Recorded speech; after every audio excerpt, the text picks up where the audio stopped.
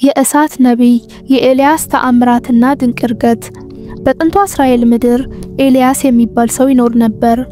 እርሱ የኖረው ዝናብ ባልዘነበበት፣ ምድሪቱ በደረቀችበት፣ ወንዞች በደረቁበት፣ ሰብሎች በተወለጉበትና ምድር በሚያቃጥል ፀሐይ በተሰነጠቀችበት ከባድ የድርቅ ወቅት ነበር። ሕዝቡ በጣም ተጨንቆ ነበር። ኤልያስ ግን እግዚአብሔር እንደሚረዳቸው ያምን ነበር። በእግዚአብሔር ትእዛዝ መሰረት ኤልያስ ሕዝቡን ወደ ሐሰተኛ አማልክት አምልኮ ከመሩት ከንጉስ አክዓብና ከንግስት ኤልዛቤል ለመደበቅ ኬሪት በሚባል ትንሽ ወንዝ አጠገብ ይኖር ነበር። በየቀኑ ጥቁር ቁራዎች ለኤልያስ ዳቦና ስጋ ያመጡለት ነበር። ይህም በምድረ በዳ ከከተማ ርቆ እንዲኖር አስችሎታል። ይህ እግዚአብሔር ለኤልያስ ያደረገለት ልዩ መንገድ ነበር። ነገር ግን ብዙም ሳይቆይ ወንዙም ደረቀ። ስለዚህ እግዚአብሔር ኤልያስን ወደ ሰራፕታ ወደምትባል ከተማ እንዲሄድ ነገረው። በዚያም ምግብ ሊያልቅበት የደረሰች አንዲት ደሃ መበለት አገኘ። ኤልያስም ምግብሽን ከኔ ጋር ብትካፈይ ድርቅ እስኪያበቃ ድረስ የዱቄትሽ ማሰሮና የዘይትሽ ማድጋ ከቶ እንደማያልቅ እግዚአብሔር ያረጋግጣል አላት። የሆነውም ልክ እንደዚያው ነበር። በየቀኑ ትንሽ ብታወጣም ዱቄቱና ዘይቱ ከቶ አላለቀም። ሆኖም ብዙ ሳይቆይ ልጇ በጣም ታመመ፣ መተንፈስም አቁሞ ሞተ።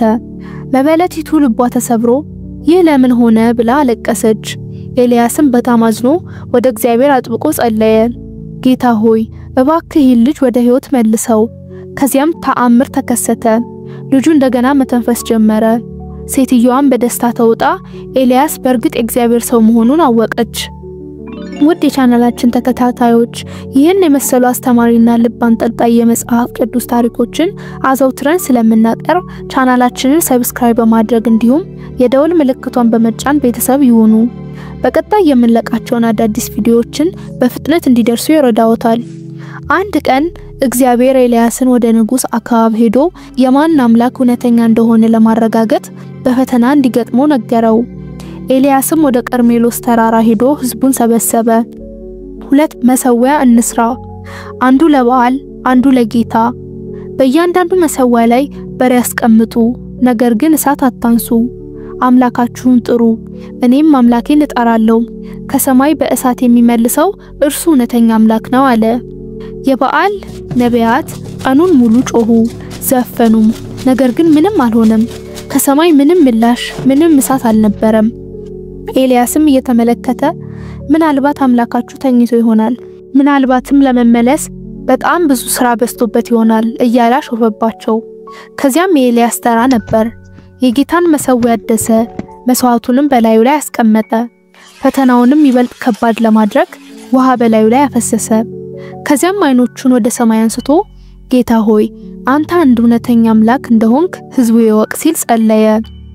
በድንገት ከሰማይ ነበልባል ወርዶ መላውን መስዋዕት፣ ድንጋዮቹን፣ እንጨቶቹንና በመሰዊያው ዙሪያ ያለውን ውሃ እንኳን አቃጠለ። ሁሉም ተገረሙ። በጉልበታቸውም ተንበርክከው ጌታ እውነተኛ አምላክ ነው ብለው ጮሁ።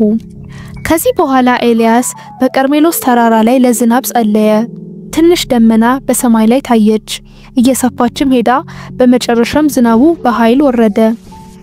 ደረቅና ምድረ በዳ የነበረችው ምድር ታደሰች። ሕዝቡም በታላቅ ደስታ ሐሴት አደረገ።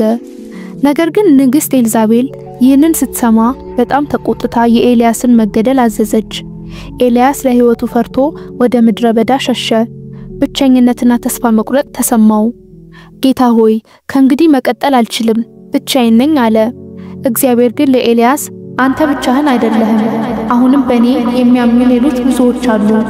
እኔ ሁልጊዜ ካንተ ጋር ስለሆንኩ አትፍራ አለው። እነዚህን ቃላት ለኤልያስ እንደገና ጥንካሬ ሰጡት።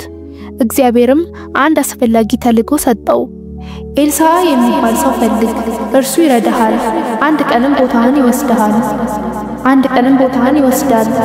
ኤልያስ ከኤልሳ ጋር ሲራመድ አንድ ያልተለመደ ነገር ተከሰተ። የእሳት ሰረገላ ከእሳት ፈረሶች ላይ በድንገት ከሰማይ ታየ። የሚያሰውር ብርሃን ኤልያስን ከበበው። በቅጽበትም ወደ ሰማይ ተወሰደ፣ ዳግመኛም አልተመለሰም። ኤልሳ እግዚአብሔር ኤልያስን ከርሱ ጋር እንዲሆን እንደወሰደው እያወቀ ባድናቆት ተመለከተ። የነብዩ ኤልያስ ታሪክ ስለ እግዚአብሔር ኃይልና ስለ እምነት ጥንካሬ ያስተምረናል።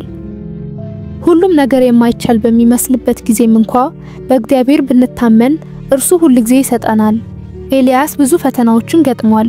ታላላቅ ተአምራትንም አይቷል። በመጨረሻም በክብር ወደ ሰማይ ተወስዷል። እምነት በጣም አስገራሚ ተአምራትን ሊያመጣ ይችላል። አንተስ ታምናለህን? ይህን ቪዲዮ ስለተመለከታችሁ ከልብ እናመሰግናለን።